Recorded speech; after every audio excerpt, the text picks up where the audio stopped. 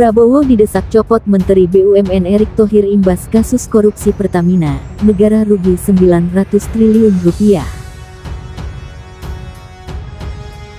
Saya pastikan para pimpinan BUMN yang nakal, ya saya copot ataupun saya penjarakan.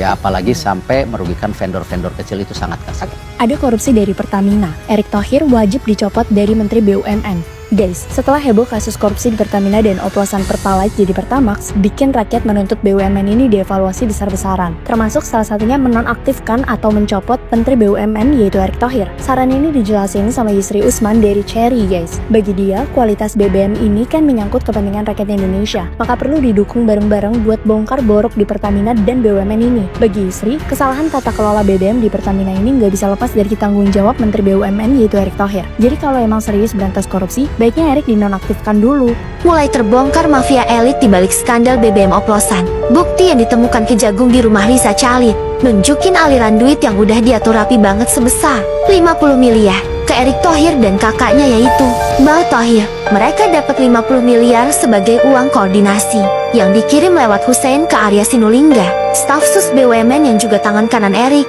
Dan gak berhenti di situ, Kapolda Metro Jaya, Karyoto, juga kebagian jatah 25 miliar per bulan lewat Fada Rafiq. Jelas, uang ini buat mengamankan operasi haram dan nutup rapat-rapat penyelidikan. Bahkan, mantan Deputi Penindakan KPK pun ikut main buat jaga skandal ini biar gak bocor. Nah yang lucu dari kasus ini, awalnya Kejagung bilang di berita, ini BBM oplosan. Pas netizen mulai ngamuk, mendadak diubah jadi BBM blending. Serius nih? Ada yang panik di belakang layar? Atau ada gesekan antara Kejagung dan KPK saling ancam buku dosa masing-masing institusi dan ngelindungin Thohir bersaudara ini? Gila sih kalau masih dibelah dan ditutupin. Korupsi hampir 1000 triliun. Ini bikin semua mata tertuju ke Presiden Prabowo. Apakah makan Asia berani berantas tegas korupsi tanpa pandang bulu seperti janjinya saat kampanye? Atau kita harus lihat negara kita dipimpin oleh boneka politik? Tentu dengan kasus yang sedang didalami kejaksaan, kemarin saya meeting sama Pak Kejaksaan, ya Pak JA, sebelum ke Magelang jam 11 malam itu, bagaimana tentu kita apresiasi yang dilakukan kejaksaan, kita hormatin. Seperti dulu kita sama-sama kejaksaan, kasus Asabri, Jiwasraya, Garuda, kita berpartisipasi. Yang penting, kalau sama dulu juga yang Garuda, jangan sampai nanti ada kasus yang sama, akhirnya Garudanya bangkrut, tidak bisa terbang. Nah, kalau teman-teman ingat dulu, kalau sampai restrukturisasi itu gagal, ya, jangan bicara tiket turun hari ini, jumlah pesawatnya tidak ada. Nah, waktu itu penyelamatan Garuda juga memastikan Garuda tetap terbang lebih baik. Ya, terbukti hari ini lebih baik. Nah, sama, di Pertamina sendiri tentu kita akan review total. Yusri menegaskan kalau salah satu alasan Presiden Prabowo harus menonaktifkan Erick Thohir adalah karena pengelolaan ekosistem pengadaan minyak mentah, BBM, dan LPG yang menurutnya dikuasai oleh kartel minyak, sehingga ia menilai rakyat sebagai pengguna BBM ini sangat dirugikan ya oleh proses bisnis yang diduga koruptif di tubuh Pertamina yang melibatkan pejabat-pejabat yang ditunjuk langsung oleh Menteri BUMN ini. Yusri juga menyoroti sikap Erick Thohir yang sempat bungkam lebih dari 4 bulan sejak Kejagung mulai menggeledah kantor dan rumah direksi Pertamina di Oktober 2024 ya, Tribuners ya. Namun setelah bertemu dengan Jaksa Agung, Erick Thohir secara tiba-tiba menyatakan bahwa ia akan mengevaluasi direksi Pertamina yang saat ini sudah ada beberapa yang ditetapkan sebagai tersangka. Tahu nggak sih dalang dibalik mega korupsi Pertamina yang menjadi korupsi terbesar sekarang? Kalian pernah mikir nggak sih mengapa para tersangka berani melakukan korupsi gila ini? Gimana nggak gila? Korupsinya aja 980 triliun rupiah. Dalam berita acara pemeriksaan semua pelaku kasus Pertamina, Patra Niaga mereka mengakui bahwa mengikuti arahan dan dijamin keamanannya oleh Boy Thohir dengan bantuan Menteri BUMN Erick Thohir. Wah, kebongkar juga kan? Kejagung juga berhasil mengumpulkan bukti catatan keuangan dan dokumen lainnya yang menyatakan keterlibatan Boy Thohir dan beberapa tokoh berpengaruh lainnya. Dan juga Karyoto adalah Kapolda Metro Jaya dan Arya Sinulinga yang juga terlibat berperan sebagai pengaman dan koordinasi di kasus korupsi ini. Ia dikirim uang 25 miliar rupiah per orang setiap bulannya. Wah. Sama, di Pertamina sendiri tentu kita akan review total. Seperti apa nanti bisa perbaikan-perbaikan yang kita lakukan ke depannya. Ya, banyak yang bicara bagaimana peran SKK Migas, bagaimana peran Menteri SDM, bagaimana Menteri BUMN, bagaimana juga lain-lain. Nah, ini yang kita konsolidasikan. Kita harus berikan solusi. Seperti yang Pak Presiden selalu bilang, antara menteri ini berkomunikasi. Dan insya Allah saya sama Pak Belil bisa kasih solusi ini. Ya, dan kita sama-sama petakan mana yang kita bisa lebih efisiensikan. Ya, ini ada holding, ada subholding. Seperti apa kita review. Ya, apakah ini mungkin ada 1-2 perusahaan yang harus dimergerkan supaya nanti antara kilang dan Patra Niaga tidak ada exchange penjualan, ya kita review, nggak apa-apa. Ini kan bagian dari improvisasi.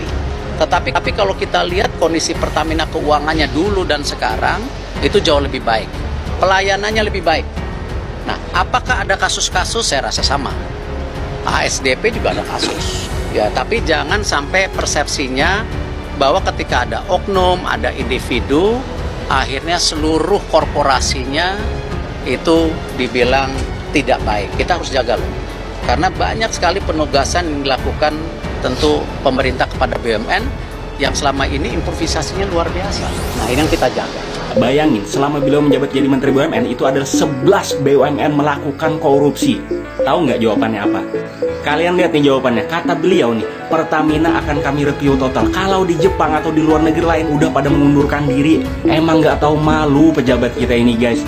Ini juga pejabat-pejabat ya itu, sampai anak cucu juga malu. Karena apa? Bapaknya nggak becus ngurus negara. Karena apa ya, Menteri BUMN itu adalah jabatan yang melekat, guys. Ini list-list yang mana BUMN itu, perusahaan BUMN yang melakukan korupsi, guys. Nih, Pertamina, PT Timah, PT Garuda Indonesia, PT PN, Krakatau Steel, Asabri, Jiwasraya, Waskita, Karya. Terus juga ada ASDP, PTBA, PGN. Sudah 11 BUMN. Mau berapa lagi kasus bertambah? Kapan kita ini cuma gitu doang review total, tanggung jawab dari pejabatnya, tanggung jawab moralnya mana? Apalagi kalau kasus Pertamina ini nomor 1 kasus korupsi terbesar di Indonesia, itu adalah 1 kuadriliun atau 1000 triliun rupiah yang mana terjadi dari tahun 2018 hingga tahun 2023. Jadi salah satu karyawan BUMN itu cerita ya bahwa di Kementerian BUMN dan BUMN itu mereka membentuk grup yang namanya Ranger Medsos. Isinya adalah karyawan-karyawan BUMN dan karyawan-karyawan Kementerian BUMN yang milenial kayak gue gitu. Gen milenial. Nah, tugasnya adalah memberikan komentar positif dan like di medsos-medsosnya Erick Thohir dan juga membentuk opini bahwa Kementerian BUMN ketika dipimpin oleh Erick Thohir ini lumayan berjaya lah gitu, dividennya naik, keuntungannya naik, segala macam. Iya, dan ada perintah untuk ketika sudah like dan komen itu di capture ke atasannya. Lapor Pak. Lihat langsung tuh ya. Iya. Selain didukung oleh organik dong itu berarti ya.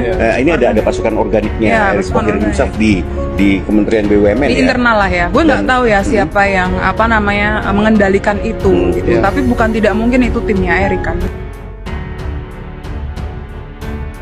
Direktur Eksekutif Center of Energy and Resources Indonesia Cherry, Yusri Usman desak Prabowo Subianto mencopot Erick Thohir dari jabatan Menteri BUMN. Desakan pencopotan ini akibat kasus pengoplosan Pertamax yang merugikan negara capai 1.000 triliun rupiah. Desakan itu disampaikan pengamat sektor minyak dan gas migas, yang juga Direktur Eksekutif Center of Energy and Resources Indonesia Cherry, Yusri Usman.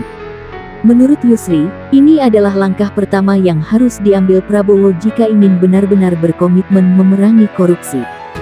Jika Presiden Prabowo Subianto benar-benar berkomitmen memerangi korupsi, maka sebaiknya Menteri BUMN segera dinonaktifkan agar kasus ini dapat cepat terselesaikan, ujar Yusri, Senin, tanggal 3 Maret tahun 2025, dilansir wartakotalif.com. Alasannya, kata Yusri, pejabat-pejabat Pertamina ditunjuk oleh Erick Thohir. Mereka mengelola ekosistem pengadaan minyak mentah, bahan bakar minyak BBM, dan liquefied petroleum gas LPG yang dikuasai oleh kartel minyak. Tentu, ujar Yusri, hal ini sangat merugikan rakyat. Rakyat pengguna BBM sangat dirugikan oleh proses bisnis yang koruptif di Pertamina yang diduga dilakukan oleh pejabat-pejabat yang ditunjuk Erick Thohir, jelas Yusri. Yusri juga menyoroti sikap Erick Thohir yang sempat bungkam lebih dari 4 bulan. Terutama sejak Kejaksaan Agung Kejagung mulai menggeledah kantor dan rumah direksi Pertamina pada Oktober tahun 2024 lalu. Namun, setelah bertemu dengan Jaksa Agung, Erick Thohir secara tiba-tiba menyatakan akan mengambil langkah. Ia akan mengevaluasi direksi Pertamina yang menjadi tersangka. Yusri juga meyakini, tim penyidik Kejagung sangat profesional dan memiliki cukup bukti untuk mengusut kasus ini. Tim penyidik pasti memahami, Pertamina tidak bisa lepas dari tanggung jawab Menteri BUMN. Proses bisnis pengadaan minyak di Pertamina tak bisa lepas dari tanggung jawab Menteri BUMN dan mantan Dirut Pertamina, papar Yusri. Untuk itu, pihaknya berharap Prabowo menonaktifkan Erick Thohir demi membuka kasus oplosan Pertamax ini secara terang-terangan. Erick Thohir buka suara. Sebelumnya, Erick Thohir baru-baru ini melakukan pertemuan dengan Jaksa Agung ST Burhanuddin.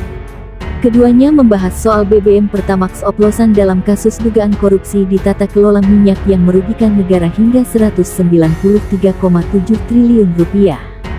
Terkait hal itu, Erick Thohir mengaku tidak ingin banyak memberikan informasi ke awak media.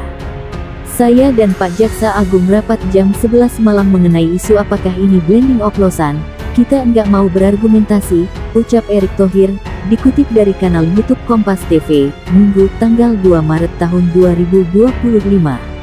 Erick Thohir hanya memastikan, jika benar terjadi praktik oplosan pasti sudah ada penindakan sejak awal.